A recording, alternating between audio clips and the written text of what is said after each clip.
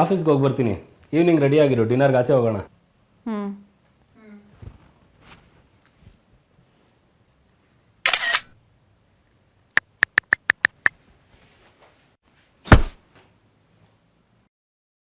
ಯಾರ ಜೊತೆ ಚಾಟ್ ಮಾಡ್ತಿದ್ಯಾ? ಅದು ನನ್ನ ಪರ್ಸ್ನಲ್, ನಿನಗೆ ಹೇಳೋ ಅವಶ್ಯಕತೆ ಇಲ್ಲ. ಪರ್ಸ್ನಲ್ಲಾ? ನೀನು ನನ್ನ ಪರ್ಸ್ನಲ್ಲೇ. ನಾನು ನಿನ್ನ ಗಂಡ, ನೀನು ನನ್ನ ಹೆಂಡ್ತಿ, ಅದಕ್ಕೆ ಕೇಳ್ತಿರೋದು. ಏನು ನಿನ್ನ ಪ್ರಾಬ್ಲಮ್ಮು? ಗಂಡಂಗೆ ಕೊಡೋ ಇಂಪಾರ್ಟೆನ್ಸ್ ಇನ್ನೊಬ್ಬಂಗೆ ಕೊಡ್ತಿದ್ಯಲ್ಲ, ಅದೇ ನನ್ನ ಪ್ರಾಬ್ಲಮ್ಮು. ಅವ್ನು ಇಂಪಾರ್ಟೆಂಟ್ ಆಗಿರೋದಕ್ಕೆ ಅವನಿಗೆ ಟೈಮ್ ಕೊಡ್ತಿರೋದು.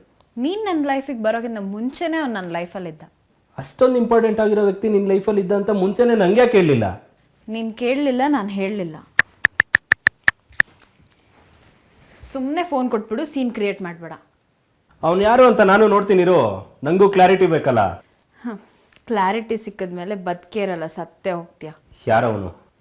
ಫಸ್ಟ್ ಫೋನ್ ಕೂಡ ಹೇಳ್ತೀನಿ. ನಿಂಗೆ ಕೇಳ್ತಿರೋದು ಯಾರವನು? ನೀನು ಹೆಂಡ್ತಿನೇ ಆದ್ರೂ ನನಗೆ ಅಂತ ಪರ್ಸ್ನಲ್ ಸ್ಪೇಸ್ ಇದೆ, ಅದರೊಳಗೆ ಬರೋಕ್ಕೆ ಟ್ರೈ ಮಾಡಬೇಡ.